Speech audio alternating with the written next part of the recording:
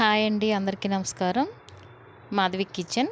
ఈరోజు వచ్చేసి ఎండు చేపలు ఫ్రై చేస్తున్నామండి.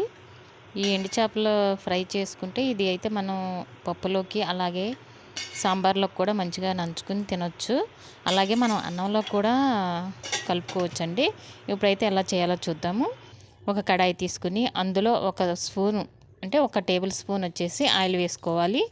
అందులో కొన్ని జీలకర్ర, అలాగే కొంచెం ఆవాలు, అలాగే ఎండుమిర్చి, పచ్చెనగపప్పు అంటే మన తాలింపు దినుసులన్నీ వేసుకోవాలి.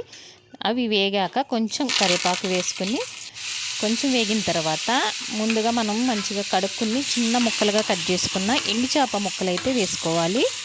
అవి వేసుకుని కొంచెం వేగిన తర్వాత అందులో కొంచెం పసుపు వేసుకుని కొంచెం ఇలా వేయించుకోవాలి. ఈ ఎండు చేప ముక్కలు అయితే కొంచెం వేగేంత వరకు వేయించుకోవాలి. తర్వాత దీనిలో కొంచెం ధనియాల పొడి కూడా వేసుకోవాలి. ధనియాల పొడి వేసుకోవటం వల్ల ఏంటి, ఈ ముక్కలు మనకైతే మంచి టేస్ట్ వస్తాయి. దానిలో కొంచెం మిరియాల పొడి కూడా వేసుకోండి. కొంచెం కారం కారంగా మనకి నంచుకోవడానికి అయితే చాలా బాగుంటాయి. ఇవి ధనియాల పొడి, పసుపు, మిరియాల పొడి ఇవన్నీ వేసుకుని మంచిగా నూనెలో అయితే వేయించుకోవాలి. వేయించుకున్న తర్వాత మనం ఈ ముక్కలకి సరిపడా అయితే సాల్ట్ వేసుకోవాలి. ఇవి ఎండు చేప ముక్కలు ఎండబెట్టేటప్పుడు ఇందులో ఉప్పు వేసి ఎండబెడతారు కనుక ఉప్పు అయితే చూసుకొని వేసుకోవాలి. కొంచెమే వేసుకోండి, ముక్కల్లో ఉప్పు ఉంటుంది కనుక చాలా తక్కువ ఉప్పు అయితే వేసుకోండి.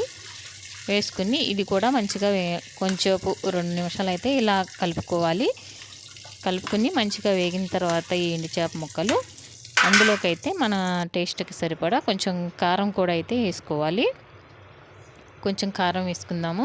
ముందు మిరియాల పొడి వేసాం కదా, ఇందులో కొద్దిగా కారం వేస్తే సరిపోతుంది. అలాగే ఈ ఎండు చేప ముక్కలు అయితే మనం పప్పుతో తినొచ్చు, అలాగే సాంబార్తో కూడా నంచుకొని తినొచ్చు. మనం కావాలంటే మామూలుగా పొడి అన్నంలో కూడా కలుపుకొని తినొచ్చు, చాలా బాగుంటుంది. ఇది అయితే మంచిగా వేగిపోయినాయి.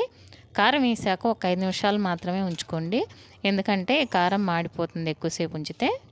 తర్వాత మనం ఇలా పొడి అన్నంలోకి పెట్టుకుని మంచిగా కలుపుకుని తిన్నా చాలా టేస్టీగా ఉంటుంది.